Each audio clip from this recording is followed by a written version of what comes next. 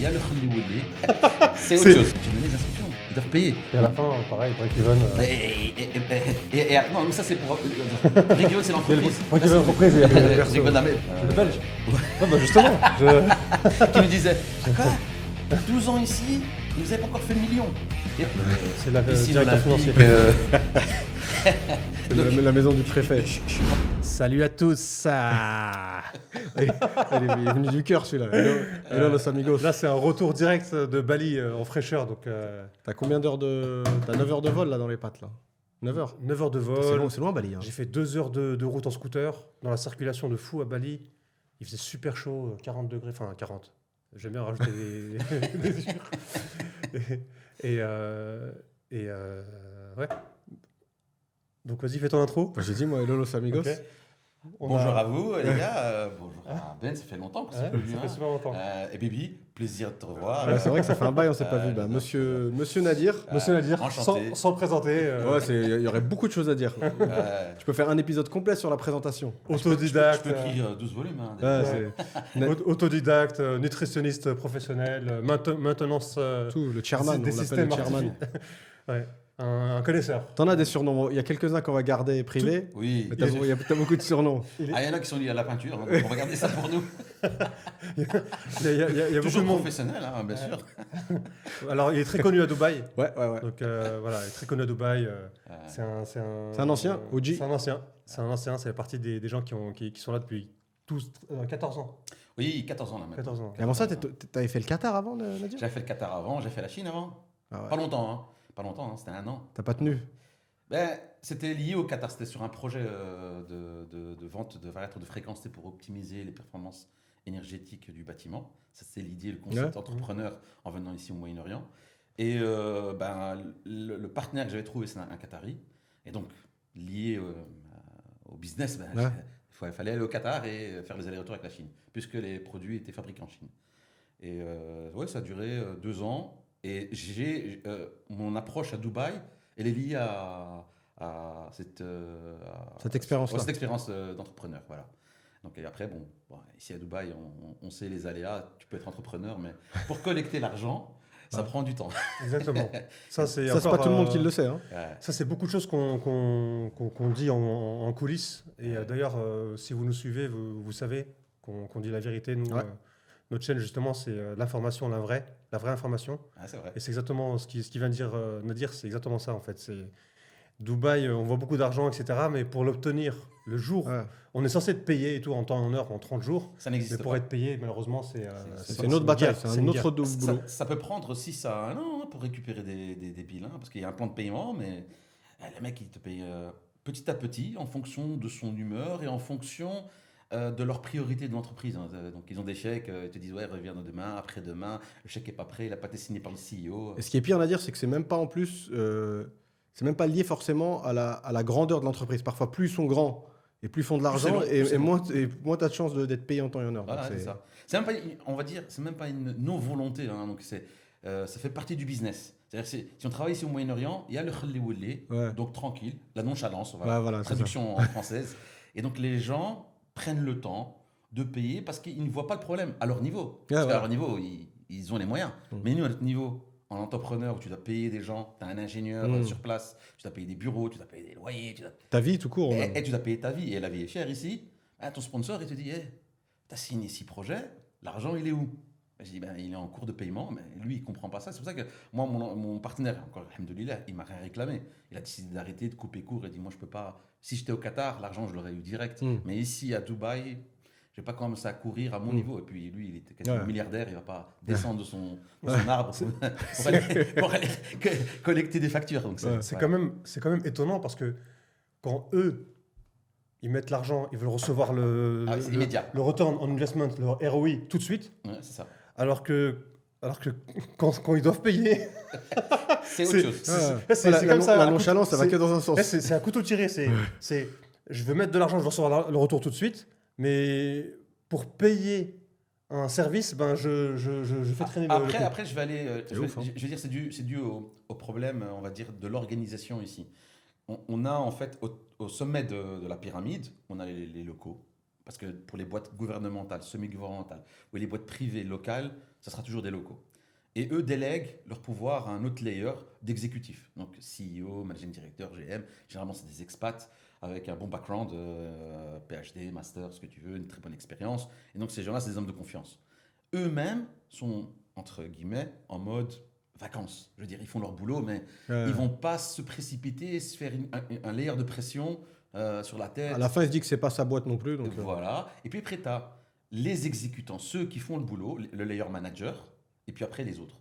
Et donc, quand tu vois tout cet ordre de pyramide, et toi, tu deals avec par exemple, l'accounting, et tu connais, tu sais que tu connais le GM. Le GM dit, j'ai donné les instructions, ils doivent payer. L'accounting, c'est pas sa priorité, parce qu'en fait, il a ton chèque qui est dans la queue, il en a plein à payer, et donc il va toujours déléguer la priorité en fonction du budget. Il a un budget ouvert, qui doit être clôturé mensuellement ou trimestriellement. Il fait les paiements en fonction de ses priorités à lui et pas les tiennes. Et donc, il faut chaque fois que tu montes en haut, mais ça peut aussi détériorer ta relation avec le owner ou les decision makers, parce qu'à force de leur mettre de la pression pour des petites factures de 20 000, c'est ça, le mec, il a la tête dans les nuages et toi, tu le ramènes à des petits trucs de tous les jours, des petites factures. Et ça, tu es obligé de l'absorber et d'être patient pour au moins dégager tes revenus, enfin même pas tes revenus. Revenus, c'est pas net profit. Hein. Ça, c'est une autre histoire. Parce que les gens, ils font pas la différence ici. Ils pensent que j'ai fait des revenus, mais les revenus, ça veut rien dire. Hein. Quand tu commences à payer tous tes costs. Il met un gros pied dans le plat, Nadir, parce qu'il y a plein de gens qui jouent là-dessus. Hein. Ça, franchement, c'est pareil, c'est un long sujet. Hein. C'est une grosse carte de visite, les revenus. Hein. Ouais. Alors, j'ai fait tant, mais... Tu donnes le revenu, mais c'est quoi la vérité? Qu'est-ce qui reste après? Le net profit, moi, j'avais fait juste là dernièrement. Généralement, c'est minus. Un plan financier, une projection financière pour quelqu'un qui voulait se lancer en entrepreneur. Bon, il se lance dans le coaching sportif et il voulait évaluer ses gains, ses profits, mais sur du long terme, voire, on va dire, estimer son break-even, quels sont ses coûts. Et quand il prend des coachs en dessous de lui, combien coûte le coach par heure? Parce qu'ils vendent des heures aux clients. Ouais. Donc, combien coûte la part du coach, combien coûte la part du terrain, combien coûte la part du matériel, tout ce qu'il en compte pour donner 1 heure de cours à un client. Et il ne savait pas le faire. Donc, parce qu'en fait, à la base, il voulait se lancer à l'aventure. Et je lui ai dit, si tu te lances à l'aventure comme ça, tu peux rencontrer plein de couacs. Et la rectification coûtera plus cher que... Donc, mieux vaut... Bien se préparer. Voilà, bien se préparer, faire un forecasting, faire un budget financier et le voir à long terme. Et puis, pouvoir le moduler. Parce que sur Excel, tu peux le faire. Et donc, c'est ce qu'on a fait. Et donc, il a bien vu qu'en fait, au meilleur des cas, parce que là, tu fais des scénarios. Scénario, worst case scénario, il avait besoin d'au moins minimum 2 ans et demi pour être en break-even. Et il devait continuer à travailler comme coach lui-même. Mais dans le meilleur des cas, au bout d'1 an, break-even, et à ce moment-là... Break-even, c'est... C'est-à-dire qu'il a... je sais, mais pour ceux qui ne comprennent pas l'anglais. Retour sur investissement. Retour sur investissement. Donc, il a payé ses frais initiaux pour lancer le business. Et donc, à ce moment-là, il ne passera que 30% de son temps en tant que coach. Donc, il peut passer son temps en tant que business developer, pour aller chercher des clients, pour améliorer le business, le marketing, la communication. Donc, il peut déléguer vraiment son poste à 70% gestionnaire et pas coach. C'est ça qu'il voulait faire. Et donc, si je me rappelle bien, le scénario moyen, c'était quasiment 1 an, un peu plus. Et donc, il avait les 3 modèles et il pouvait modéliser lui-même en fonction des variations. Et donc là, il est bien content parce que là, il a dépassé 2 ans. Et là, il gère quasiment 100%, il fait que du management. Il n'est plus dans le coaching. Il n'est plus dans le coaching, il a des coachs qui bossent pour lui, ça marche bien. Et encore une fois, il fait du management pour avoir un salaire qui lui permette de vivre ici. Il n'est pas encore millionnaire. Ouais. Donc, il y a beaucoup de gens aussi, tu peux être indépendant, tu as un train de vie qui est bon, qui est agréable, mais tu n'es pas millionnaire. Tu dois payer ton assurance santé, tu dois payer ton loyer, tu dois payer ton véhicule, tu dois payer tes frais, ta famille, les enfants, l'école. Et à la fin, pareil, break-even. Non, mais ça, c'est pour... break-even, c'est l'entreprise. Break-even entreprise. Et d'ailleurs, break-even, ça veut dire seuil de rentabilité. Seuil de rentabilité. Parce que j'ai dit... retour sur investissement. C'est seuil de rentabilité, en fait. Donc voilà, donc ça c'est le problème de beaucoup de gens qui veulent s'installer ici.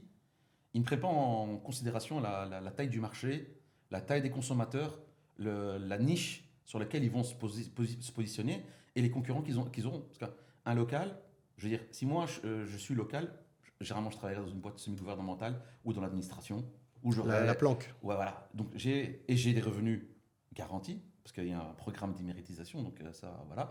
Et puis de l'autre côté, j'ouvre des business. Que mon business de café, j'ouvre un café, qui tourne ou ne tourne pas, c'est pas grave. On le voit tout le temps d'ailleurs. Voilà. J'ai un café, Bon, tant qu'ils payent les frais, je À laisse.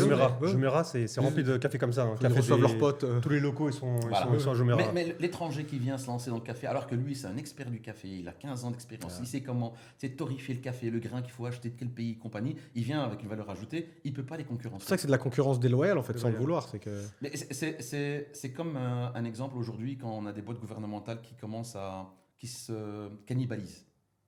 On prend l'exemple Meydan qui a été racheté par Nahel et ainsi de suite. Donc ça devient des gros conglomérats de développement immobilier. Bah, tu veux te lancer, parce qu'il y a 600 développeurs à Dubaï. Donc tu veux te lancer comme développeur pour concurrencer ça, ça va être assez difficile parce que tu n'as pas les mêmes avantages au niveau du terrain, de la construction, des prix, des coûts. Donc il faut vraiment avoir fait une bonne évaluation du terrain et savoir sur quel marché on va et quel est le type de client on va rencontrer et si c'est profitable ou pas. Pas censé à l'aveugle.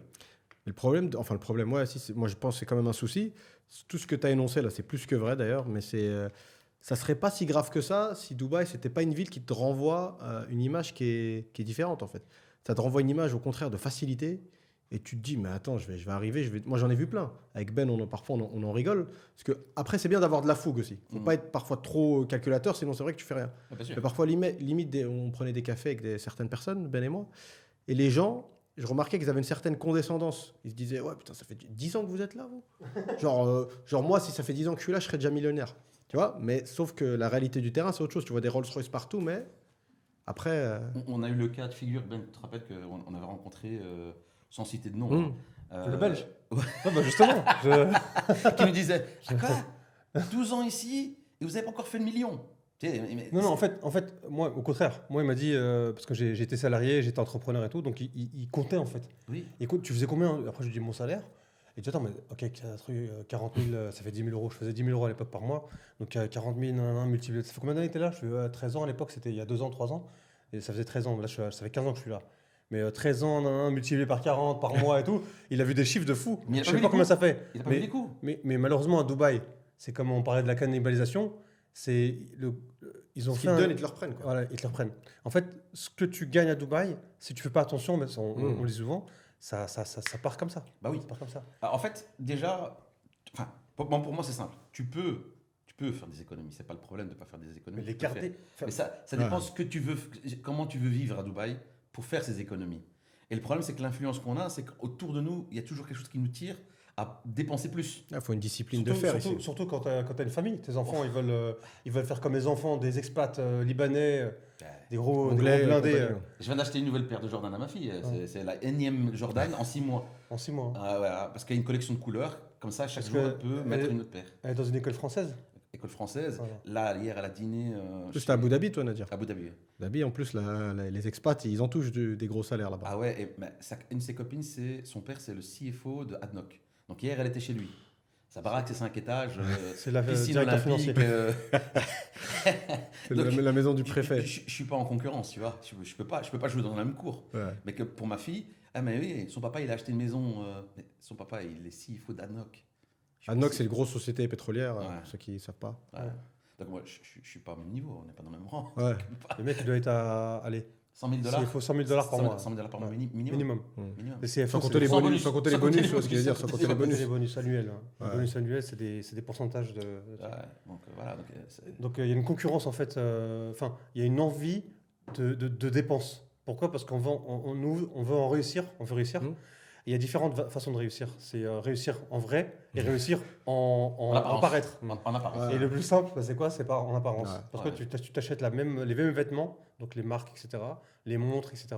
Si tu peux les acheter, mais quand je dis peux les acheter, c'est-à-dire on va dire ça coûte. En fait, on va dire tu as 100 000 € et tu dépenses 99 000 €. Tu peux le faire, mais à la fin, il ne te reste rien. Oui, voilà. Tu fais Pareto dans la dépense. Alors que lui, 20 000, alors que lui, il a 1 million et il dépense 100 000 €. Ouais. Tu vois ce que je veux dire? Donc l'écart, il est différent. C'est Mais pas après, pareil. attention, justement, toi, je sais qui va te parler de ce sujet-là. Le souci à Dubaï, c'est faire des économies. Comme tu as dit, Nadir, tu peux faire des économies. Ça va te demander une discipline bien plus importante qu'ailleurs. De la rigueur. Ouais. Beaucoup de rigueur, mais après, à côté de ça, est-ce que ça te met pas aussi dans un mode qui te bloque? Parce qu'il y a la fameuse phrase « fake it till you make it », c'est-à-dire, mine de rien, est-ce qu'il n'y a pas aussi un côté positif à parfois dépenser plus qu'on ne le devrait, mais qui te met au moins dans un vois, dans une ambiance, tu as l'impression, tu Oui, vas dans des ouais, beaux endroits, dans des bars de cigar bars, etc.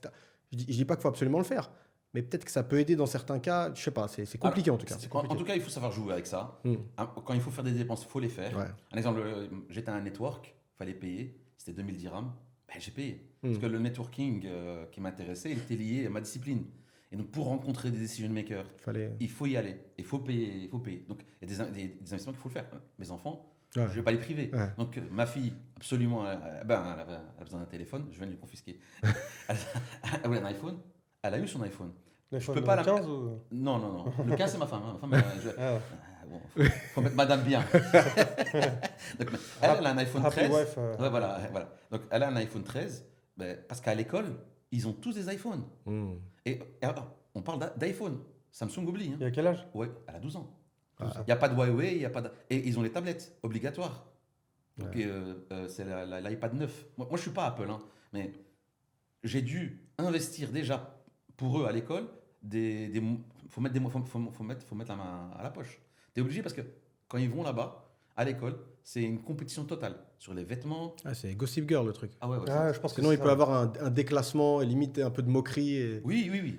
Moi, alhamdoulilah, donc j'ai fait... Tu as fait ce que tu avais à faire. J'ai fait ce que j'avais. Donc ma fille directement, elle a été intégrée, elle a eu les meilleurs potes. Donc c'est bon. C'est important. Ouais. c'est- Mon Après, fils, c'est intéressant ça. Ouais, Si grave. elle se fait amie avec la fille du Oui. CEO de C'est du networking via les enfants, c'est pas mal ça. ouais, c'est super technique. bah oui. Et toi bah, vu que tu es dans ça, dans tout ce qui est maintenance, etc., Ouais. tu peux te promouvoir dans la structure ou une des structures de ADNOC parce qu'ils ont Bah, c'est pas... ADNOC, c'est. Ouais, Ok, mais c'est- c'était pas l'objectif. Hein. Ouais, c'est pas l'objectif. Attention. Il a envoyé sa fille en Le mec mission. qui regarde la vidéo, il se dit attention, les mecs, ils ont fait un plan, ils ont envoyé ma fille chez moi. Non, c'était pas l'objectif, mais si c'est là, tu vois. Oui, si c'est la présence que je le rencontre, oui, pourquoi pas. En plus, c'est un peu la zone sensible, les enfants. Tu sais, les gens, ils s'ouvrent.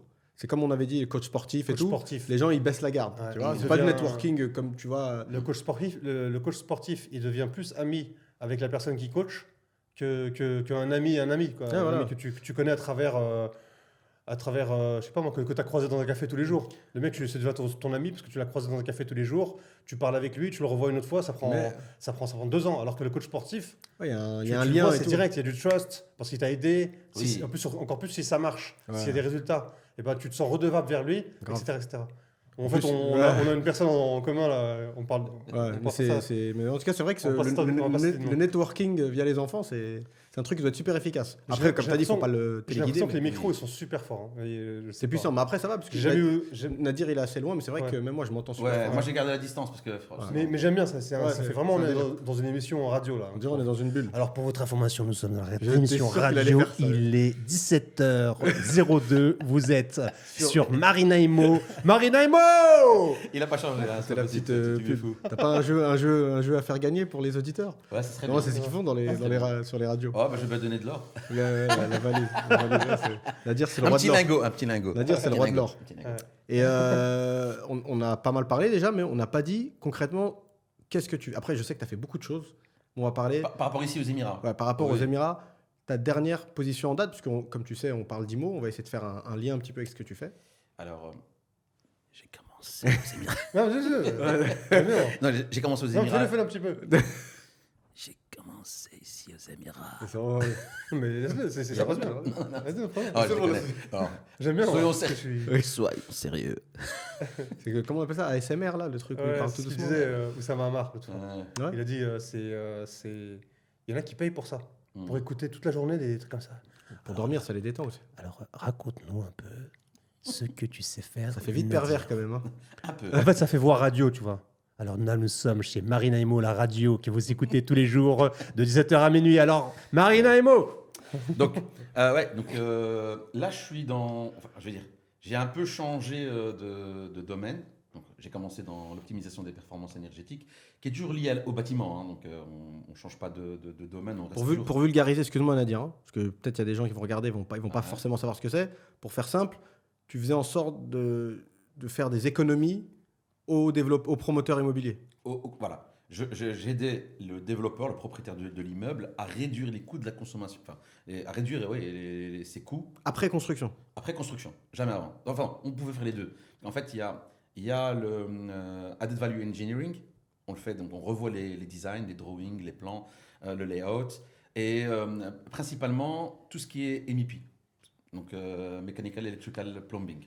Et tous ces équipements, on va revoir le design, les capacités, s'ils ne sont pas oversize. Parce que généralement, je vais aller dans le détail maintenant, les consultants, pour se couvrir, parce qu'ils ont une assurance, donc ils doivent couvrir leur design, ils vont proposer un exemple pour une tour. Prenons une tour ici à Downtown. On va installer un refroidisseur pour la clim, donc un chiller, pour tout le building. Et donc lui, le designer, il ne va pas le designer pour la capacité normale. Il va oversizer à 20-30%. Pourquoi ? Si on arrive à pic 55 degrés et il y a beaucoup plus de résidents dans le building, la température doit être délivrée. Température 18 degrés, il faut 18 degrés. Donc pour atteindre cette température-là et pour être sûr que lui, on ne va pas vers lui et dire ton design il n'est pas bon, il va un peu oversizer. Comme ça, le building, il est couvert pour avoir la température, on va dire, minimale, donc les 18 degrés, à pic. Été, le bâtiment est designé pour faire, on va dire, 2000 personnes. Même s'il y a 3000 personnes, en été, toute fenêtre ouverte, il fait les 18 degrés. Et donc lui, pour se couvrir, et qu'on ne vient pas l'ennuyer, le titiller, il va oversizer. Nous, notre rôle, c'est de revoir l'oversize, donc le surdimensionnement en français. Et donc on va se dire, voilà, c'est oversize à 20-30%, c'est un peu beaucoup. On va peut-être garder 10%, 15%. Et on représente le propriétaire ou le développeur, le promoteur, et on lui dit, voilà, ça c'est un peu beaucoup. Et de toute façon, de plus, tu dois payer cet extra cost. La machine, si elle fait, par exemple, 500 kW, là, maintenant, la machine, elle fait 750 kW.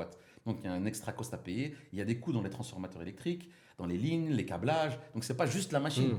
C'est en amont depuis DIWA, c'est l'opérateur qui fournit l'électricité. Tu me regardes, toi. Et donc, jusqu'à l'unité. Et c'est pour tout. Pour le lighting, pour les luminaires, pour le refroidissement, pour la distribution de l'air frais. Parce que ces bâtiments sont fermés. Donc, ils sont automatisés à quasiment 100%. Et donc, on produit le refroidissement, ce qui nous remplace en Europe le chauffage. Et puis, on produit ici la distribution de l'air frais. En Europe, généralement, on a une ventilation naturelle. Ici, la ventilation est automatisée. Et donc, il faut savoir extraire l'air usé, la filtrer, la remélanger avec l'air frais qui vient de l'extérieur, qui est filtré aussi, pour éviter de trop consommer d'électricité pour refroidir l'air de l'extérieur qui est chaud. Et donc, tout ça, c'est automatisé depuis le début. Enfin, c'est designé complètement pour tout le building.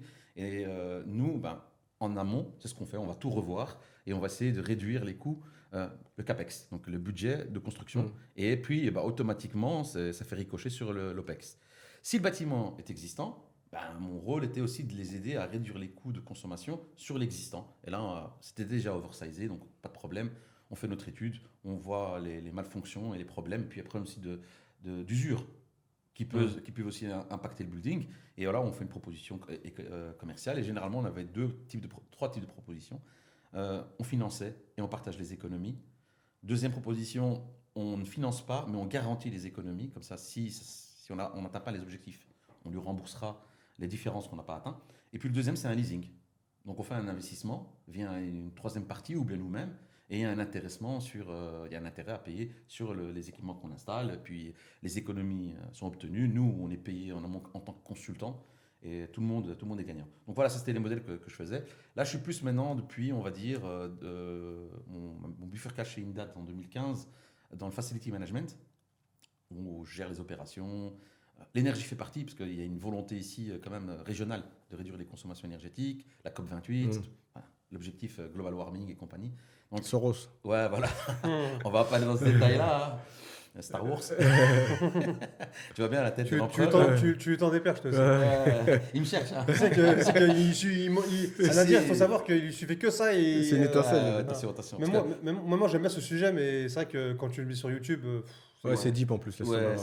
Mais quand tu vois Soros, tu vois bien la tête de l'empereur. Palpatine. Je crois qu'il a signé. Ah ouais, il a signé. Anyway, donc quand tu reviens sur ça, donc ici il y a vraiment une volonté d'aller sur sustainability, puis ils ont les moyens et ils se donnent les moyens de le faire.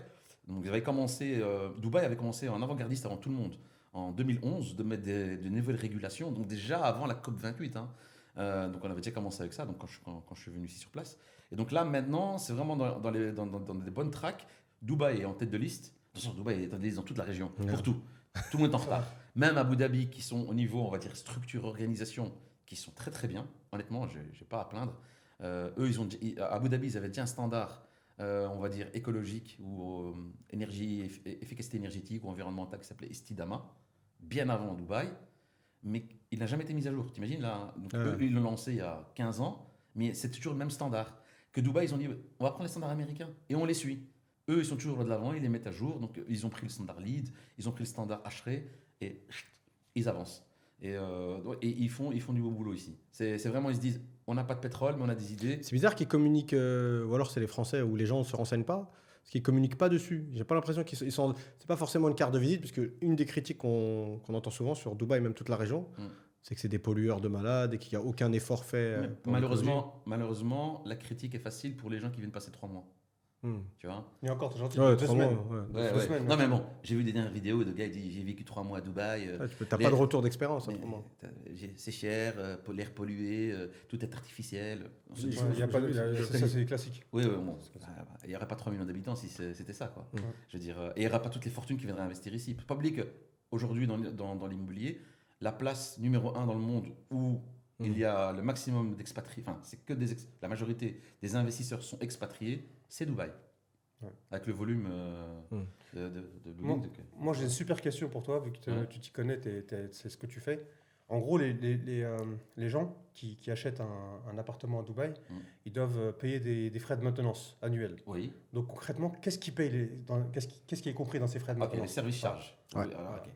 Donc c'est bien, c'est une bonne question. Je viens de la faire là, pour le développeur pour lequel je bosse là, c'est une fille à DDQ. Et donc j'étais en charge de définir les services charges. DDQ EDQ. EDQ, c'est un fonds d'investissement d'Abu Dhabi. Ah, okay. Donc il y a Mubadala, il y a EDQ. Mubadala, c'est tu me dis Mubadala, je pense à la Formula 1. Ouais, voilà. C'est First Abu Dhabi Bank aussi, je crois. Non, Mubadala, c'est le numéro 1. Donc c'est vraiment le fonds d'investissement de l'État d'Abu Dhabi, du gouvernement. Donc, tu connais le chiffre d'affaires à peu près ou... Non, je connais pas. Ils sont tellement dans le milliard et milliards avec des zéros. C'est plus que le milliard, c'est des milliers de milliards. Ouais, donc je crois que c'est 300 milliards, je crois, non? Je sais pas, c'est du lourd. Je sais que c'est ceux qui ont Manchester City, club de foot. Je pense que Mubadala, il est au même niveau que le fonds norvégien, le fonds souverain norvégien. S'ils étaient en bourse, tu pourrais acheter des actions les yeux fermés. Ouais, non, une fois j'avais lu un article comme quoi que c'était un des fonds souverains les mieux gérés. Ouais. Ils se gourrent rarement dans leurs investissements. Non, bien sûr. Il y a tu vois, Airbus. Ouais. Airbus est à Abu Dhabi, à Al Ain. Ils ont une usine qui est derrière Mubadala. C'est-à-dire que tu vois, quand les mecs ils signent vraiment, et en plus ils signent dans l'intérêt de leur pays. Ouais, Donc voilà, on veut même mettre de l'argent chez vous. Je le connais. Faut que ça... En 2022, ils ont fait 276 milliards de chiffre d'affaires. 276 milliards. Leur capital, je me trompe, les 300 milliards de dollars. Et ça, c'est en 2022. Eh ben, je ne sais même pas ce que ça donne en dirhams. Donc il y a un autre fonds en fait qui s'appelle IHC, c'est International Holding Company, qui est aussi un autre fonds souverain. Mais c'est plutôt un private equity, donc c'est plutôt un fonds privé, si je ne me trompe pas. Et puis après il y a le troisième, EDQ. Donc ils ont vraiment 3 fonds. C'est-à-dire que les mecs, imaginent la taille des rentrées pétrolières. Abu Dhabi, c'est le 3e exportateur de pétrole, je crois, dans le monde, si je ne me trompe pas. Pour une ville minuscule. Voilà, donc voilà, si on considère le nombre d'Émiratis, sans compter les expats, on retire tous les expats, mais que les Émiratis d'Abu Dhabi, bon, c'est comme le Qatar, quoi. Ouais, ils ont un GDP de dingue. De dingue. Et donc, mais ils savent ce qu'ils font, je veux dire, sauf que Dubaï a été pressé par le fait no oil, no income. Il fallait vite diversifier, c'était dos au mur un peu. Dos au mur. Et c'est pour ça que Dubaï a 20 ans d'avance. Abu Dhabi prend le temps. Quand ils prennent un projet, ils prennent le temps de réfléchir. Parce qu'ils ont le luxe de prendre leur temps, en fait. Ils ont les moyens. Ils payent les meilleurs consultants du monde qui vont étudier, qui vont macérer, réfléchir. C'est quand tu rentres dans Abu Dhabi, c'est une ville. Une vraie ville dans le sens où tu ne peux pas... Il y a des standards, il y a des normes. Tu ne peux pas construire comme tu veux. Dubaï, Dubaï, c'est une autre stratégie. C'est une approche communautaire. On va construire des plots de communautés et on va laisser les gens développer ces communautés qui vont s'interconnecter. C'est plutôt différent. C'est comme des petits villages qui s'interconnectent et ça fait un genre de pays avec différentes communautés. C'est une bonne approche aussi, mais chacun a sa vision de développement. En revenant maintenant au building, service charge, donc le service charge... Revenons à nos moutons. Voilà. T'as vu le match de l'Algérie? Bon, moi j'étais à Bali, j'étais déconnecté. C'est lui qui m'a dit ouais, il a Coupe d'Afrique, je sais pas quoi. Quoi? Éliminé l'Algérie. Bon, ça va. Tunisie aussi éliminé, il reste le Maroc. Ouais, Maroc. Il reste le Maroc. J'espère qu'ils vont aller au bout. Badaldine. Tu nous écoutes, Badelo? Ouais. Le Maroc. Il regarde, Badro? Hein? Attends, il regarde. C'est un Ouais, nationaliste. bien sûr. Ouais, regarde. Un nationaliste. Non, mais regarde le podcast. Ah, il regarde tes podcasts. Mais bien sûr, mais bien sûr. Qui ne Tout le regarde monde- pas les podcasts? Tout le monde regarde. On va passer un petit salam à tout le monde. Voilà. Salam à tous. Hein. La communauté. La communauté de la Je sais que ça avait fait plaisir. Allez, petit bisou. C'est grand malade. Non, mais revenons à nos moutons. Donc, le service charge, en fait, ce qu'on va faire, c'est qu'on va identifier les coûts de gestion de l'immeuble. En général, comment on calcule ça? On va commencer à calculer les coûts de maintenance. Les coûts de maintenance de l'immeuble, des parties communes. Parce que si on vend un immeuble à plein de propriétaires différents, on ne va pas leur donner des coûts et chacun décide comme il veut. Donc, on va déjà en amont, avant de commencer à vendre, identifier, faire un plan. Et donc, on va identifier quels sont les services, quels sont nos coûts de maintenance et d'opération, de gestion. Donc, on a la OEM, la Owner Association Management. Donc, c'est l'entité qui va gérer le building, parce que c'est le syndic. Voilà. Ok. En fait, avant, à Dubaï, il y avait l'association des propriétaires qui appointait la Owner Association Management. À Dubaï, c'est différent. Hein. Les propriétaires, ils n'ont pas un mot. Parce qu'il y a tellement de gens qui sont à l'étranger, qui sont partout là. C'est RERA qui décide.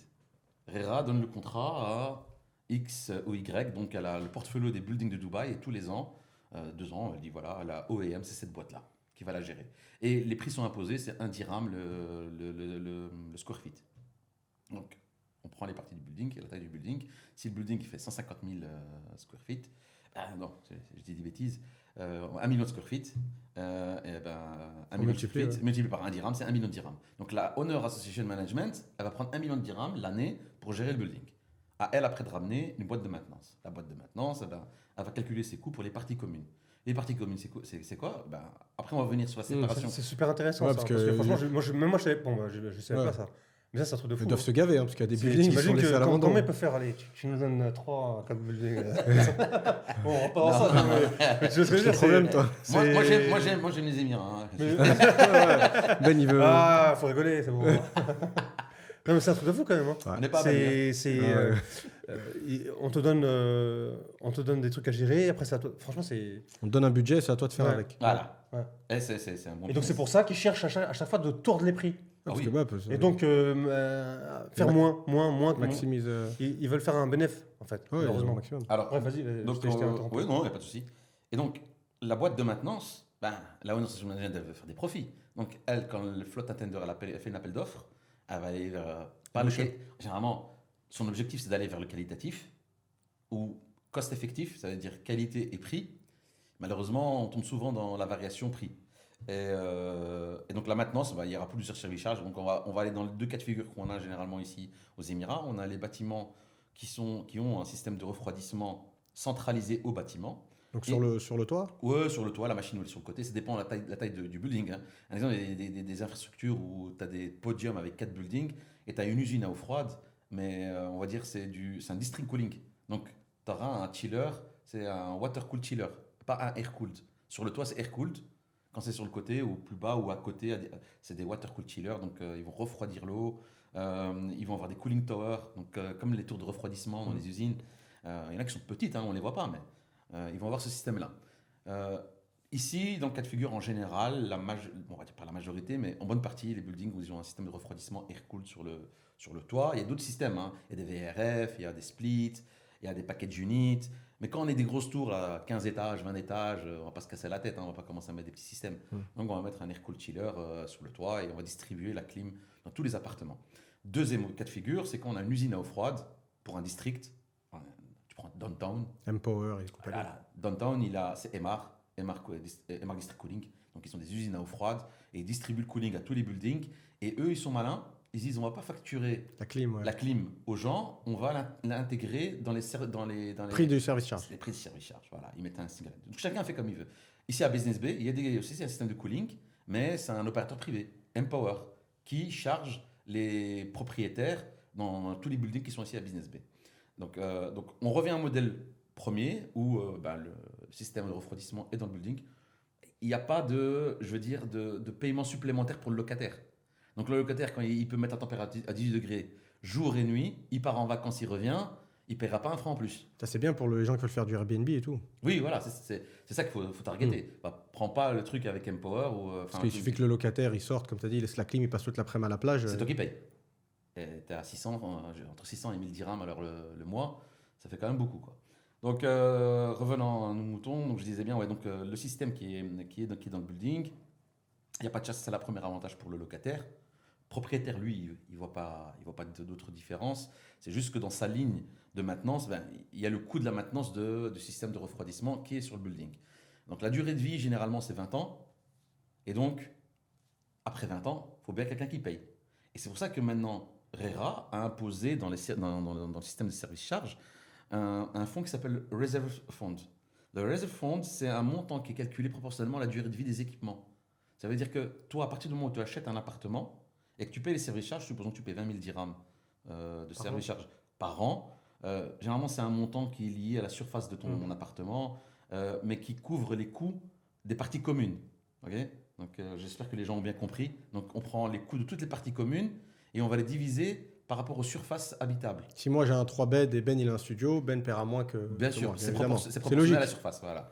Et donc, on va dire qu'ils ont estimé que ça tombait à 15 dirhams le square feet, pas le mètre carré, ou 150 dirhams le mètre carré, on va dire. Non, oui, c'est ça. Donc, à ce moment-là,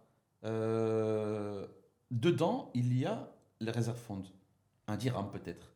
Et sur la durée des 20 ans, on aura assez de capital pour remplacer le chiller, les escalators, l'ascenseur. Parce que ce système coûte cher. C'est ce qui coûte le plus cher.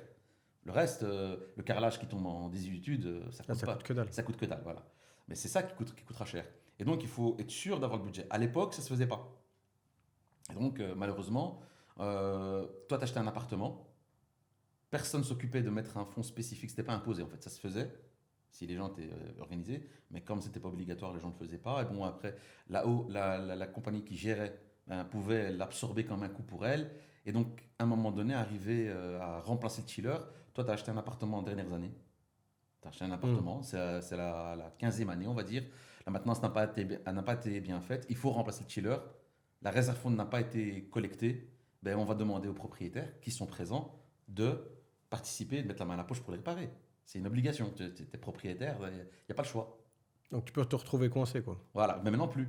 Avec cette ligne imposée de réserve fond, ça évite que n'importe quel nouveau propriétaire dans un bâtiment ancien doit payer de sa poche alors qu'il a qu'un an. Tu sais, t'as acheté, ça fait un an que tu as l'appartement, il y a 19 ans derrière, et c'est toi qui payes la réparation. Ouais, c'est incroyable. Donc ici, à Dubaï, ils sont vraiment proactifs sur ça. Donc ça, c'est aussi un point positif. Les gens peuvent donner plein de points négatifs, mais il y a plein de points positifs où ils rebondissent comme des chats sur des problèmes qu'ils rencontrent. Ils apprennent des erreurs. Ah ouais, ils apprennent de leurs erreurs et chaque fois ils trouvent des solutions. Donc ça, donc la service charge va vraiment définir tous les coûts de maintenance jusqu'à la pièce détachée. Spare part, donc il y a un budget pour les pièces détachées, il y a un budget pour les consumables, c'est-à-dire l'huile, les courroies, tout ce qui est lié. Les pièces, c'est les pièces des équipements, donc les pièces mécaniques, la pompe, le compresseur. Dans les buildings, les gens oublient, il y a le firefighting system, donc le système de... Alarme. Ouais, c'est même pas l'alarme à incendie. C'est-à-dire que quand le système quand il y a un incendie ici, pourquoi l'incendie ne brûle pas le building à l'intérieur? Aux Émirats, tu verras jamais un building qui a brûlé de l'intérieur. Parce que dans tous les appartements, il y a des sprinklers, tous reliés à un système d'eau, reliés à l'électricité. En secours, il y a le générateur. Donc un générateur qui est là pour continuer à pomper l'eau. La pression, c'est quasiment entre 4 et 7 bars. Le jet d'eau, c'est quand tu l'ouvres la valve, tu as 10 mètres de jet. Donc dans tous les appartements, il y a l'eau qui coule. S'il y a un incendie, généralement, quand on le voit, regardez bien tous les incendies qu'il y a eu ici, c'est à l'extérieur. J'ai jamais pensé à ça. Non, non plus. Non, le système est très bien fait. Donc ici, quand on voit le prix des appartements, il y a quand même un coût qui correspond à la réalité parce que c'est très très bien équipé. Après, je ne veux pas dire que la maintenance elle est très bien faite ou pas bien faite, ça c'est un autre débat. Mais dès le départ, la concurrence elle est rude et donc Emar, un des top leaders, c'est gouvernemental, il a mis la barre au plus haut, Meras au plus haut, et donc les autres développeurs publics ont dû suivre. Alois Property qui ne vend jamais, donc il fait que la location, il suit dans le même standard, puis après les compagnies, tout le monde suit. Donc le privé doit arriver à ce type Ce niveau d'exigence. Ah ouais, donc lui, s'il fait des économies, c'est pas dans les équipements. il peut faire des économies que dans... Ouais, sur la dans- décoration. Sur Non, les- surtout dans le béton, hein, je dirais, l'isolation entre deux appartements quand on entend ton voisin. Ça Ouais. ici. C'est incroyable. JVC. Tu te souviens, JVC, ouais, la Damac. part Damac, ouais, j'allais Damac, dire. Galia, j'allais dire Damac, Galia, ouais, c'était- Damac, Azizi. La voilà. nana a parlé au téléphone, je l'entendais dans le studio. Ouais. J'habitais pendant le Covid dans le studio, Ouais. laisse tomber, la meuf, je l'entendais Ouais. parler. Ouais, Parler c'est- carrément. Son téléphone il sonnait, j'entendais. Ah, tu- Son tu- téléphone il sonnait, j'entendais. ah, tu- Ouais. Donc voilà, Serge. mais bon, donc là, ça commence un peu, il y a des nouvelles normes qui vont arriver, donc de toute façon, ça va s'améliorer. Mais oui, tu voulais dire quelque chose? Ouais, j'ai une petite question à dire. Est-ce que ce dont tu viens de parler, c'est ça, parce que j'imagine qu'il y a plein de propriétaires, si ce n'est la majorité, qui ne le savent pas. Mm. Donc c'est le promoteur qui prend les devants au bout de 20 ans, ou c'est faut entre guillemets se manifester, ou lui fait le mort un peu, parce que moi, à titre perso, j'ai conseillé à pas mal de personnes d'acheter. Tu vas me dire si c'est un bon coup ou pas, mais je pense qu'on est d'accord. D'acheter dans des anciennes tours à la marina, du style Diamond, Mhm. qui sont vieilles, donc les prix sont corrects, Mhm. mais positionnement de dingue. Location, tu es juste en face du métro, vue sur la marina, tu traverses le pont, tu es à JBR, tu es en face du GLT, bref, tu connais. C'est le même business model que j'ai proposé. Là, t'es en train de cramer son business là. Ah bah Ouais, désolé. ouais. Non, non, non, C'est vrai que je propose ça. Je propose, hein, c'est que pour ceux qui vont faire du Airbnb. parce que c'est Mais une... ça, on l'a dit pendant le Covid. Des années, même avant. Ça, c'est un super truc, t'achètes, tu En retapes 2020. une ou deux pièces, parce que c'est vrai que c'est daté. Mais les gens n'écoutent pas. Je vais On dire un l'avait truc, fait hein. le calcul en 2020. Ouais. Nous, on a fait le calcul en 2020, on avait un modèle. J'ai fait un modèle en Excel. Je l'ai partagé à plein de gens. Et j'ai même fait le calcul de distance. C'est-à-dire que si on n'a pas de propriété au même prix sur Marina, allons-y un peu plus loin. Il y avait un des fameux buildings que vous avez vendu qui était une affaire en or qui s'est vendu en cacahuète. C'était à côté d'Ibn Battuta Mall. Ah oui, oui, excellent, oui. excellent. C'est Jérémy qui a acheté notamment. Arjane là. Non, non, non, Fourjane. Forjane. Juste en face du métro. Oui. C'était vendu par... Imtiaz. Ouais, c'était vendu par Imtiaz. Imtiaz. Prescott. Ouais, enfin Prescott et Imtiaz, c'est... Rappelez-vous, j'avais 2 clients qui l'ont regretté, qui ont perdu même leur. Les Belges, ouais, ouais. les Belges, c'est C'était débile. magnifique, les finitions étaient vendues tout Le meublées. grand, C'est incroyable. hein. Le grand. Donc c'était le grand, Il est fini là les ou pas équipements, Ouais. le grand, Déjà fini. Siemens, la cuisine équipée Siemens, le grand pour tout ce Tu qui viens est du électrique. salon, tu voyais le pont du métro, tu étais Oui, en oui. face du métro. Bah, t'avais le métro à prendre. Tu traversais, tu prends le métro. Tu tournes autour, en sortant du building, tu arrives dans le mall. Tu prends ta voiture, tu es à 10 minutes exactement, 10 Marina, minutes à Blue Marina. Water. T'as Blue Donc, Water derrière. Voilà, donc tu es touriste. Tu viens, t'as pas besoin de. Si tu loues une voiture, tu peux aller là. Ah, t'es peinard. Donc le mec qui veut faire du Airbnb, il peut investir ici pour faire du Airbnb et ça marche très très bien. Donc il y avait aussi, j'avais défini des zones aux investisseurs. Bon, bah, le gros problème qu'on a avec des gens qui investissent, hein, après je les blâme pas. Il y en a qui sont sûrs de leur coup, ils pensent qu'ils savent. Il y avait un des clients, sans citer son nom, qui avait pris 6 studios Samana. à Samana et malheureusement là il veut les vendre. En plus, c'est pas le bon moment. Quand c'est toujours sur plan, c'est très compliqué de revendre. Voilà, donc il veut les revendre et tout. Et il s'est précipité, mais il n'a pas diversifié son portfolio. C'est-à-dire, tu prends Il 6 t'a demandé à studios. toi si t'avais pas des vendeurs, si t'avais des acheteurs. Non, c'est parce qu'on a des Il personnes. n'a pas été aussi loin. hein. Non, parce que ça, c'est osé. Parce qu'il y a une grosse histoire. Enfin. Ouais, mais on a des personnes en commun donc, qui me répètent ce qui se passe. Et donc, oui, donc le problème, il est là. S'il avait diversifié son portfolio, il a investi dans d'autres cercles, il aurait pris des anciens appartements et mixé sur du nouveau, je pense qu'il ne serait pas à ce niveau-là aujourd'hui. Donc, le problème, c'est qu'il y a des gens qui ont fait des affaires, qui ont gagné de l'argent, certes, qui viennent ici et qui pensent qu'ils ont la science infuse et que leur choix. C'est d'autres codes ici, il faut faire attention. Et après, de toute façon, tous les conseils qu'on leur donne, c'est gratuit, hein, parce que. On n'a jamais été rémunéré Ouais, non, pour c'est ce qu'on dit. Hein, C'est clair. et ce qui est malheureux, c'est que les gens ils pensent qu'on a quelque chose derrière. Mm. Tu rencontres quelqu'un, tu fais le tour de la ville, guide du routard, et à la fin, il va déjeuner avec un gars qui vient de rencontrer et il signe avec lui. Moi, c'est le truc qui me. C'est arrivé plusieurs fois. Parfois, qui n'est même pas de la même nationalité que lui, plutôt que de faire. rien à voir avec la Ça nationalité. c'est arrivé tellement de fois. Il ne le connaît pas du tout. Tu as tout fait, tu as tout expliqué, tu as expliqué les bons points, et lui, il va juste vérifier. Avec lui, valider ses deals. Si ça tient la route. Ouais. Si ça tient la route, et in fine, à la fin, il signe avec lui, alors qu'il n'y a pas de relation. Ah, c'est un peu. Non, mais ça, On en c'est- avait déjà ça- parlé, c'est le problème Ça, des. ça nous est arrivé beaucoup de fois, en fait, que nous, on a passé beaucoup de temps avec des personnes, et même des amis. Hein. Vas-y, poursuis. Et là, il m'a regardé comme ça, parce que, hein. Et à la fin, la personne, il achète avec quelqu'un qui il ne connaît ni d'un an ni d'Ève, pour des raisons qui nous sortent de l'ordinaire. Chez les Britanniques, il n'y a pas ça. C'est un truc de fou. Ouais, déjà, les Non, Britanniques, ils ont chez- la culture du consulting. Ouais. Un conseil, enfin, si tu donnes juste un conseil, ça va, mais si tu vraiment tu Mais- donnes de ton temps, tu payes. Hein. Il y a certains Français qui nous disent, hein, d'ailleurs, je dois vous payer combien? Tu vois, il y a des gens qui nous disent ça. Et on leur dit non, nous on est agents immobiliers, on est payé par les promoteurs. Ouais. C'est pas vous qui nous Ouais. reversez un. Ça serait bien. Regarde, ouais, Maintenant qu'on y est, si vous aimez. À votre bon cœur. Ah, bon, oui, ok, on peut toujours donner de l'argent sur YouTube maintenant, YouTube. même YouTube. Ouais, c'est vrai. Et sinon, on va rentrer dans Twitch, on va commencer à faire des Twitch. Ouais. Surtout avec moi, on va faire des Twitch. Appuyez sur le bouton gris là que vous avez. Ben, il est fait pour Twitch. Je te Ouais. la vérité. Je suis fait pour Twitch. En fait. Je sais pas ce que je fais là en fait. Bon, Ouais. je vais casser tout de suite. Hein. Non, mais moi, de toute façon, je fais plus de consultance gratuite. Non, C'est t'as fini. raison. Donc là, j'ai arrêté. Tu veux, voilà combien ça coûte, et puis tu le veux, moi, je veux bien t'aider. Si tu n'as pas les moyens, je veux bien même rabaisser le montant. Mais je vais pas. T'as raison, parce qu'au bout d'un moment, Ben, il a déjà dit, ce qu'on sait tous de manière générale, ça c'est payé d'une manière ou d'une autre. Par le temps qu'on y a passé, par les galères qu'on a eues, les arnaques qu'on s'est pris. Ah oui. On ne t'apprend pas comme ça tombe pas du ciel. Moi, je dis Ouais. toujours que tout ce qu'on est, la personne qu'on est maintenant, on l'est parce qu'on a sacrifié pour l'obtenir. Bah oui. Donc, on a sacrifié 3 choses notre temps, notre argent et notre énergie. Ah ouais. Surtout. Énergie, Oui, santé. mais L'énergie, tu c'est peux- l'argent.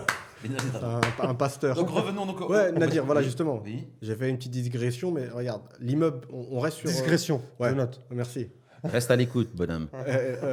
On était sur quel immeuble? On parlait de.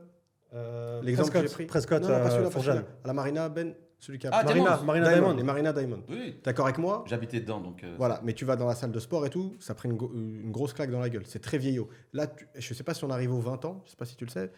Mais- Oui, Marina, oui. Ouais. C'est obligé. Oui, oui. Donc- Marina, Donc, selon toi, qu'est-ce qui va se passer? C'est-à-dire, la fameuse société dont tu parlais va prendre les fonds, donc tout l'argent qui a été donné en plus, entre guillemets, La réserve fund. la réserve fund, elle va utiliser cet argent pour retaper Rénover le bâtiment, ouais. Si elle n'a pas assez, eh ben, elle va demander aux gens de mettre au. au owner, à la owner association. Et donc, s'il y a un accord, tacite, il n'y a pas de problème. Mais s'il n'y a pas d'accord, ben, revends ton appartement. Parce que ça peut aller à la majorité. Hein. Pas oublier que quand il y a un syndic, ça peut aller à la majorité. Et si la majorité décide de rénover, de mettre la main à la pâte, et que toi, tu n'as pas l'argent, tu devras le faire. Quoi qu'il se passe. Sinon, on revend. J'ai pas d'exemple qui me vient en tête comme ça d'un immeuble qui a été. Bah si, Adresse Marina. Il a été retapé.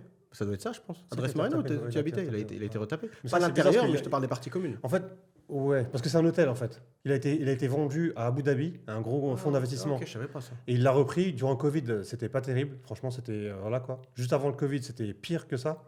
Et qu'est-ce qu'ils ont fait en fait, ils ont vendu la piscine, donc la Ok. piscine extérieure. Ils l'ont vendue à un gars privé.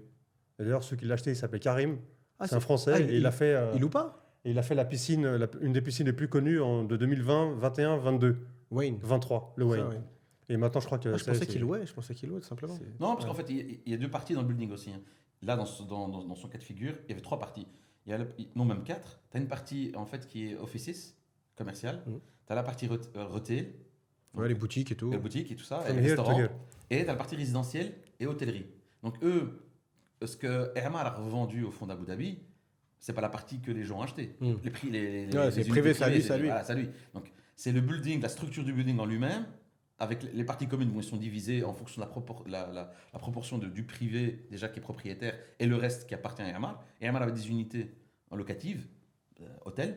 Elle avait des unités qui étaient encore résidentielles dans, on va dire, hôtel-appartement. Et puis après, tout ce qui était lié à la location, retail, restauration, les bureaux, le building à côté, c'est un bureau, c'est un building de bureau.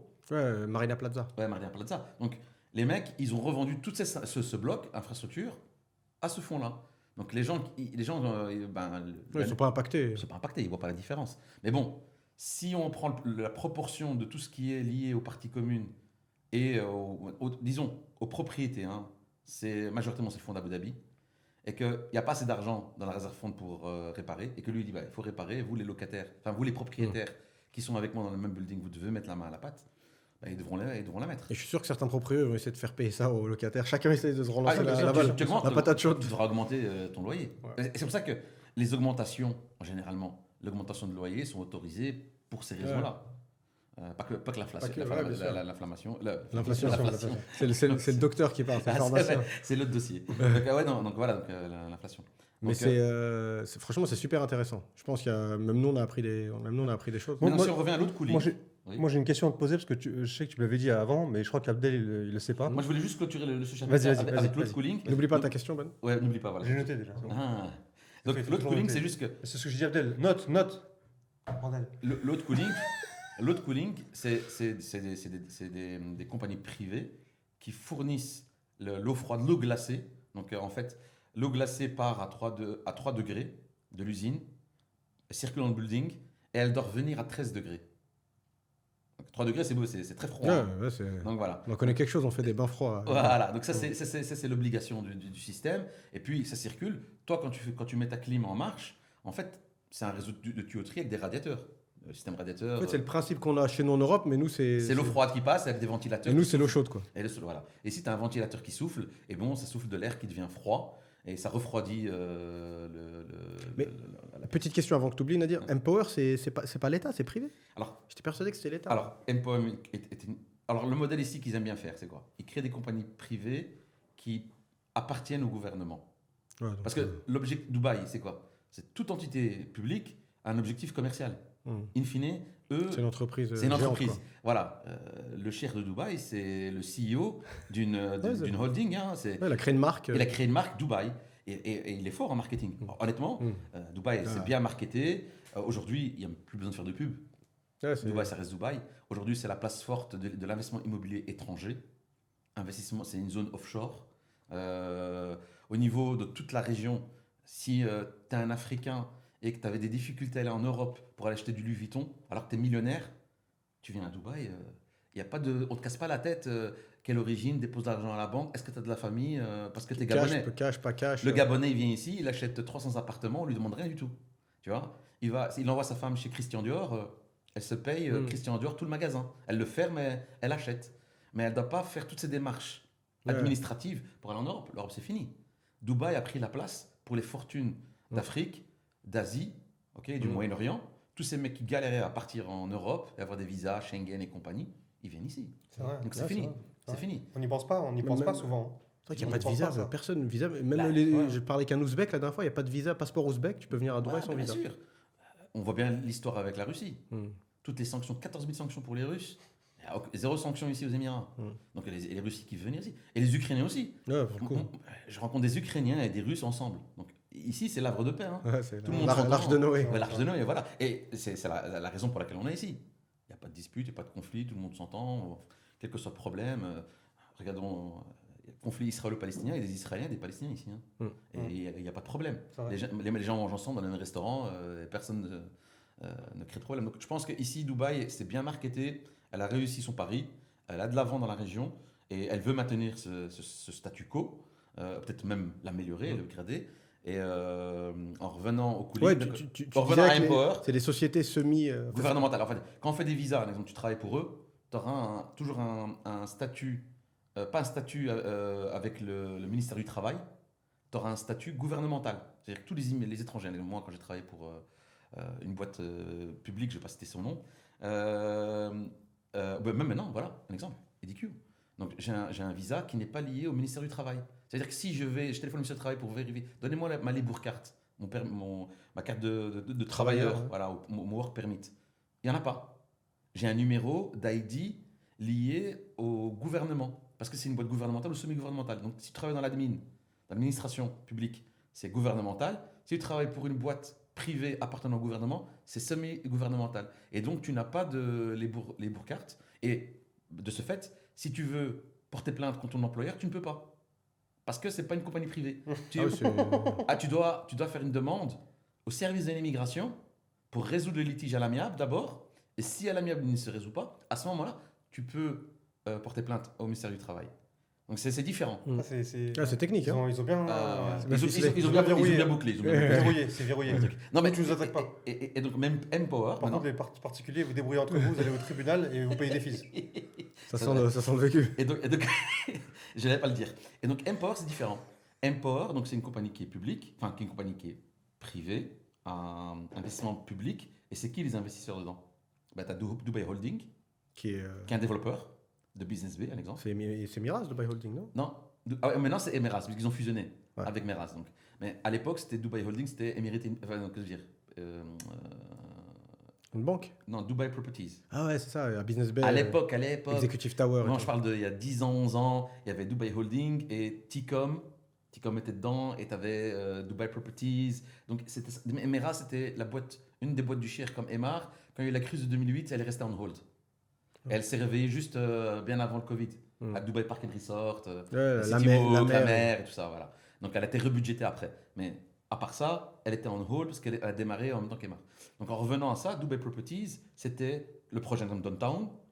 C'est Master Developer, Dubai Holding. Dubai Properties, ils ont fait quoi? Emar Square, les buildings à côté. Tous ces buildings qui sont. Non, pas Emar Square. Bay Square. Bay Square, c'est Dubai Properties. Donc, Dubai Properties a développé pas mal de plots pour initier le développement de la zone. Et puis après, les développeurs privés sont venus acheter des terrains. Et pour se faire de l'argent, tu as Dubai Holding qui est associé à DIWA. DIWA, c'est le gouvernement.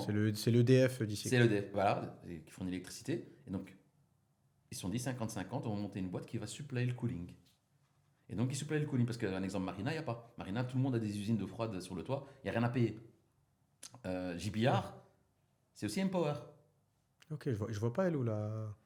Ah, si, elle est au. Non, oui, ils sont en fait liés dans les blocs parce que tu les vois pas, tu as les parkings dans le sous-sol et les usines à eau froide sont dans les sous-sols ou sur les connexions. Celle que tu vois bien, annexes. c'est à La Palme. Ah, il y en a La Palme, une voilà. qui est grosse à La Palme. À La Palme, avant, c'était Nakhil. Et en fait, Nakhil avait sa propre boîte qui s'appelait Palm District Cooling. Elle l'a revendue à Empower. En fait, tous ces boîtes sont gouvernementales. Ouais, donc c'est juste. C'est jouer au Monopoly entre eux. Voilà, on restructure et on réorganise. En fait, ce qui s'est passé, c'est tu as eu la crise 2008. En 2017, les gens, peut-être qu'ils l'ont pas vu, il y a eu une crise financière légère. Les gens ne l'ont pas senti, mais ici, il y avait une stagnation. Et donc, ici, bien avant, ils se disaient, avant qu'il y ait une autre crise, on va restructurer. Et ils ont commencé à restructurer toutes les organisations qui sont en dessous du fonds d'investissement de Dubaï, qui est ICD, Investment Corporation of Dubai. Et donc, ils ont restructuré toutes les compagnies gouvernementales, semi-gouvernementales, avec des objectifs commerciaux. Voilà, comme ça, on va organiser ça. Et c'est bien. Et c'est bien beau parce que ça permet de... Regarde, la crise est arrivée du Covid. Eux, ils l'ont passé smooth. Et après la crise du Covid, regarde le boom. Ah, c'est affolant. Donc, quand je dis c'est un chat qui tombe sur ses pattes, c'est même plus que ça. On dirait qu'ils savaient. 2017, ils ont déjà préparé les choses pour... chaque incident négatif, ça les fait ressortir par le haut. Quand tu vois les gens, souvent les clients, enfin même les prospects, ils nous disent, mais dis-moi la vérité. Vu que je peux te faire confiance, entre guillemets, Ben ou Abdel ou Mehdi, ok. Et qu'est-ce qu'il dit? Ok, là on est à Dubaï, ça construit de fou, mais il y aura autant de gens pour y habiter? Et ben nous-mêmes, on est choqués parce qu'on se dit, mais c'est une bonne question, c'est une question légitime, tu vois. Bien sûr. Et ben, la réponse est oui, parce qu'ils savent. Ouais. Enfin, j'ai l'impression qu'ils sont dans le futur déjà. Okay. Ou c'est eux le futur, je sais pas. Non, c'est la ville du futur. La réponse, elle est simple. En fait, tu as la réponse du moment présent. Et tu as la réponse du moment à venir. Dubaï a été designé pour couvrir minimum 6 millions de résidents. Et on ne parle pas des travailleurs. Hein. Parce que on sait qu'aujourd'hui, si on prend Dubaï proportionnellement avec la population, on est à 3,9 millions. Ce qui est beaucoup. Hein. C'est beaucoup. Alors, 3,9 millions, il y a 1 million d'habitants qui ne sont pas des résidents présents. De toute façon, c'est ces chiffres. C'est des intermittents. Ces gens qui ont l'Emirates ID. Non, c'est des intermittents. Spectacle. Non. En fait, ces chiffres, vous les retrouvez, c'est des chiffres gouvernementaux. Ils sont publiés. L'avantage aussi à Dubaï, c'est qu'on publie tous les chiffres. Ils sont en anglais, en arabe, en PDF. Ils sont sur leur site. Tu peux toutes les statistiques, le nombre de villas, le nombre d'appartements, le nombre de transactions par jour et le montant. Ouais, tout est spécifique. Tu peux faire du croisement de données et puis vraiment voir si c'est solide. Donc tout ça, c'est clair, je n'invente pas. Donc sur le nombre d'habitants qu'on a, on a 900 000, on va dire, de gens qui ont une Emirate ID, mais... Ils ne sont pas résidents à l'année. À l'année, voilà. Donc peut-être le mec, il a le Golden Visa. Le Golden Visa, le Golden Visa, tu n'as même pas besoin de revenir. Tu peux rester 3 ans à l'étranger et tu reviens. Que l'Emirate ID, tu dois revenir au bout de 6 mois. Sinon, tu la perds. Et tu dois faire une demande d'update.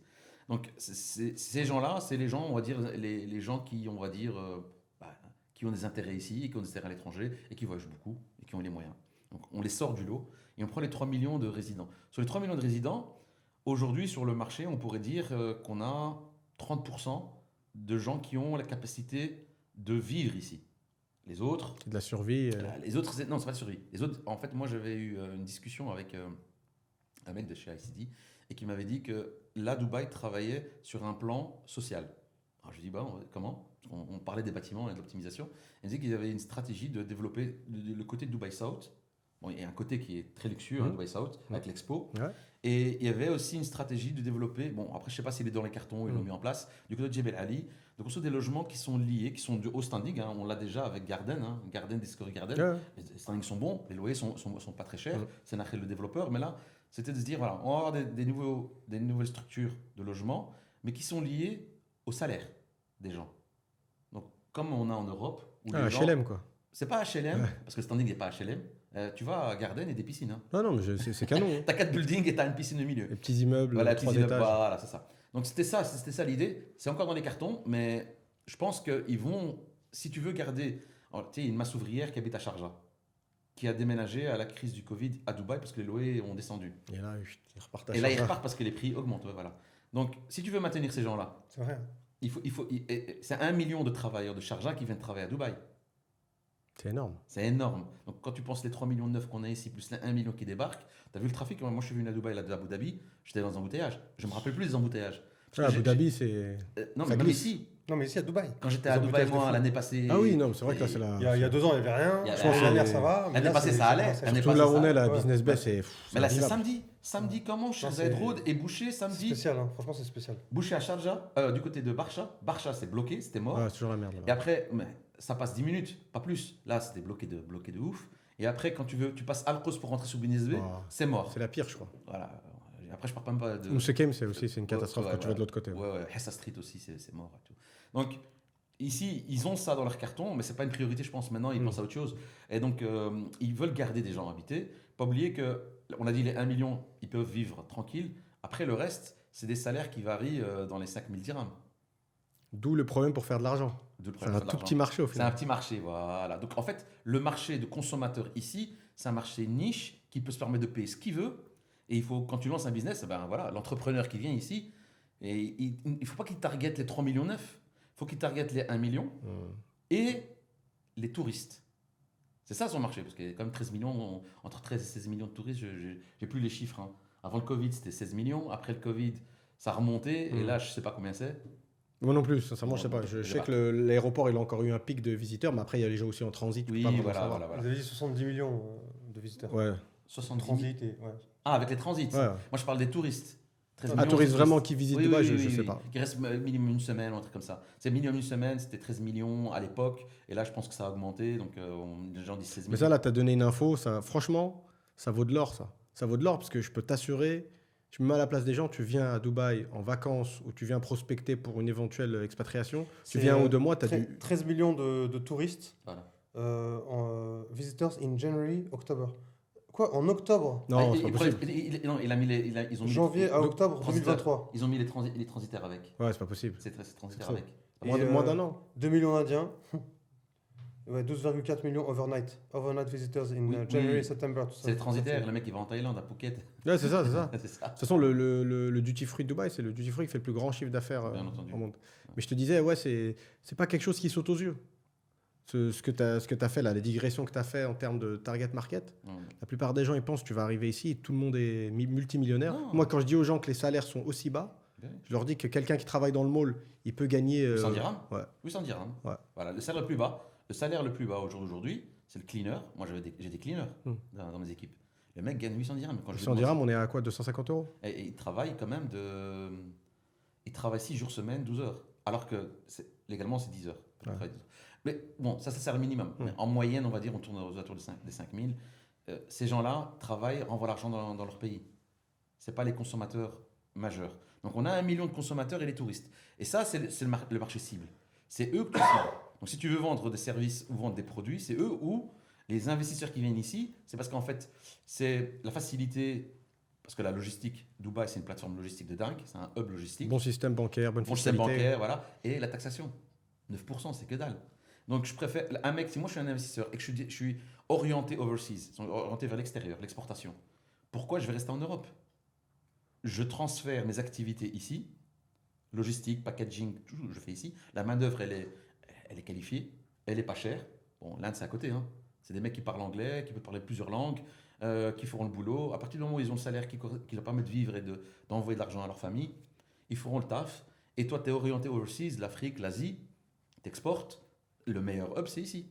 Parce que tu as l'aviation, tu as la marine, les routes, les routes, c'est pas le convenable, mais tu as un hub de logistique de dingue qui te permet en un clic de transférer de l'aéroport de Jebel Ali, enfin de Dubaï South, directement à Jebel Ali en 2 heures. Je crois qu'en une journée, tu peux repacker les trucs et les renvoyer sur un bateau.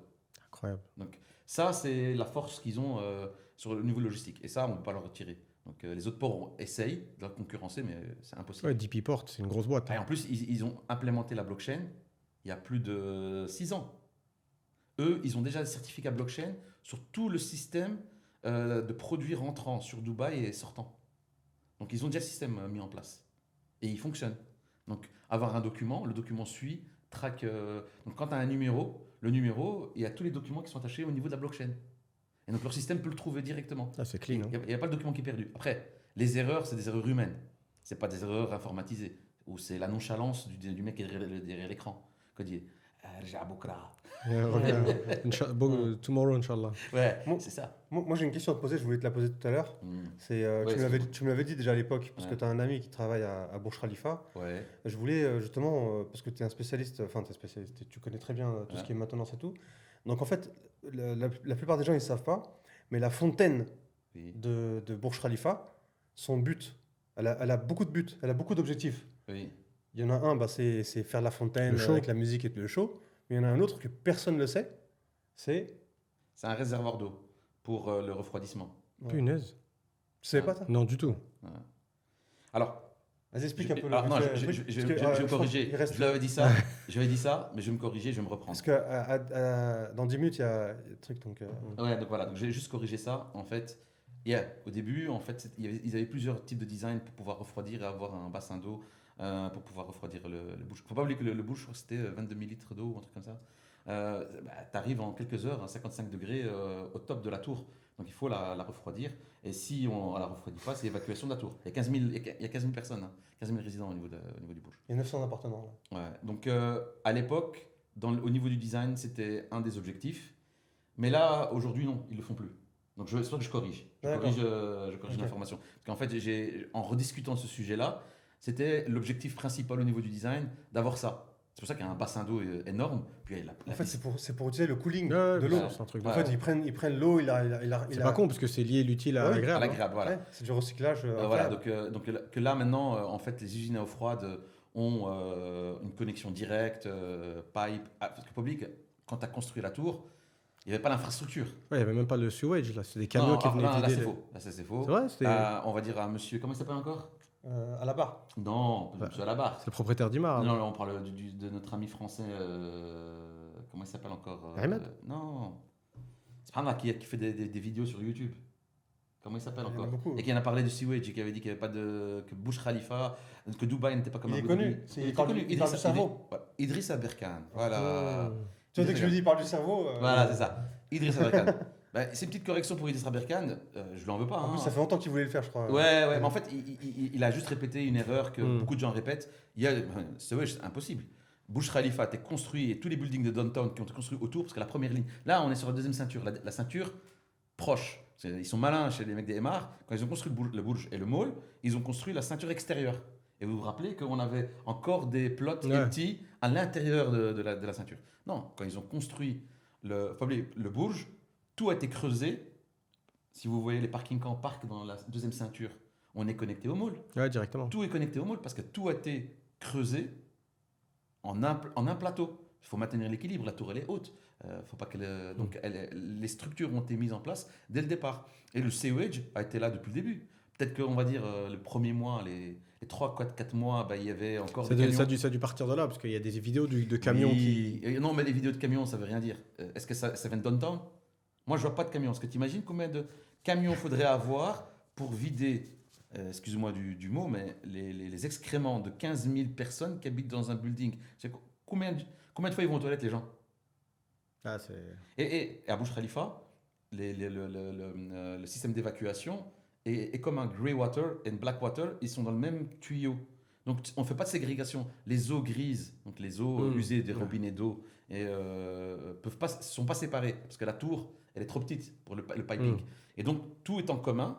Et donc si tu prends en considération les deux, tu ne peux pas garder tout ça dans un stockage. Tu vas stocker où? Tu vas construire une autre piscine, un autre bac à eau avec une fontaine pour stocker tout ça temporairement 24 heures sur 24. Et s'il n'y a pas de camion, si tout tombe en panne, c'est impossible. Tu es obligé d'être connecté au réseau. Et Downtown est connecté au réseau. Elle a un réseau propre à elle. Et elle est connectée au réseau centralisé avec une usine de traitement des eaux. Donc tout ce que Adriss a dit, non. Il a répété une fake news. Il a répété une fake news, et bon, ce serait bien qu'il corrige. Ce serait bien qu'il regarde la vidéo. Donc, contacte Nadir pour t'excuser. non, voilà. On arrive bientôt sur la fin. Et moi, juste une dernière chose que je voulais dire aussi vas-y. par rapport à ça, par rapport à Burj Khalifa. Il faut savoir que, en fait, moi, des fois, je pars un mois, ou des fois, je reste plus d'un mois, et je fais beaucoup de bains. J'aime bien faire les bains. Moi, je kiffe les bains. Tu sais, je joue avec mon petit duck. Je l'ai vu. Je suis passé chez toi plusieurs fois. Et je sais pas, je m'amuse dans le bain. C'est une méditation pour moi, c'est une relaxation. Et en fait, il faut savoir que je sois chez moi ou que je sois pas chez moi, je paye la même chose en eau. C'est la même chose. T'es sûr que t'as pas quelqu'un qui t'a laissé le double des clés qui vient prendre des douches quand t'es pas là? Non, alors moi pareil. Je fais des bains, des bains de fou. En France, tout de suite, à mon avis, la facture d'eau, alors qu'à Dubaï, parce que c'est le cooling de Burj Khalifa ou je sais pas quoi, je paye la même chose. Non, c'est pas le cooling. L'eau du bain, c'est pas l'eau du cooling. Hein. Et le studio, il est pas cher, hein. 100 euros pour 10 watts, tu vois. Électricité, eau. Ah, j'ai pareil, moi. Tu sais, à Abu Dhabi, Ouais. je consomme en électricité 25 euros. J'ai divisé. Hein. 25 euros d'électricité par mois. Ouais. Plus l'eau, c'est 12 euros. En fait, quand je dis truc, c'est parce qu'en fait, la DIWA, il y en a pas qui savent encore, parce que franchement, on donne beaucoup de valeur. C'est quoi ce pourcentage? C'est 5% du prix total de l'appartement. Ouais. Tous les mois, tu payes 5% du prix de l'appartement. Je paye 5%. Donc, sur le DIWA, c'est 5% d'appartement. Tu payes ton eau, ou Et tu payes l'eau divisé par ton square Ouais. feet par rapport à ce que tu disais tout à l'heure, et tu payes ton électricité. Ouais. Donc voilà. C'est un des rares pays où, enfin, Tu par payes, rapport à en fait, l'Europe. tu dois Il payer y a une une taxe municipale qui est dans ta facture d'électricité pour être sûr que Municipalité. voilà. Maintenant, vous le savez. Voilà. Merci à Marina Imo. Pour être sûr de la payer, pour être sûr que tu la payes la taxe, on te la met dans ta facture d'électricité. Ouais. Si tu ne payes pas la taxe, on te coupe. C'est très simple. Et donc, que l'électricité est subventionnée ici. Donc, par exemple, moi, je paye 100 dirhams d'électricité, 50 dirhams d'eau, c'est que dalle. Et 50 dirhams de gaz par mois. Mais je paye 500 dirhams de taxes sur mon loyer. Ouais. Parce que mon loyer, c'est 125 000. En plus, t'as une grande surface, toi. 200 mètres carrés, ouais. Tu vois, donc c'est. Ok, on clôture, les gars. Donc, Franchement, j'espère que vous on avez aimé, on va devoir en refaire un autre. Je pense qu'il y a t'as beaucoup d'infos encore à nous donner. Moi, je voulais faire un petit listing des quartiers où est-ce que la clim est directement Lié au building. au niveau du building, au niveau des quartiers. On aurait pu faire un Marina, est-ce que c'est payant, JLT, est-ce que la clim est payante, etc. Ouais. Mais on le fera la prochaine fois. Ah, parfait. Et en tout cas, Nadir, merci d'être venu. Ah, ça fait un plaisir. J'ai kiffé de vous revoir. Ça fait un bail. On est des vieux amis. Depuis que j'ai quitté Dubaï. Depuis que tu nous as quittés, t'as fait le trait. T'es parti dans la capitale. Vie familiale, c'est mieux là-bas. Ouais, Abu Dhabi, c'est. Ici, c'est vie, c'est la bon, vida cola. La vida loca. C'est la fête. Merci à tous, les gars. Allez, merci à tous. Ciao.